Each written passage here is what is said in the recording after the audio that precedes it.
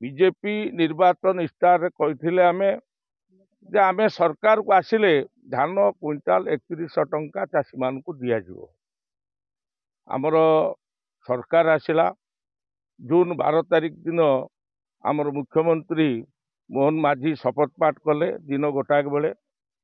एवं दिन 4टा बेले 3 घंटा भितर कैबिनेट मीटिंग बसिक निष्पत्ति नेला धान क्विंटाल 3100 टंका ओडिशार चाषी मान को दिया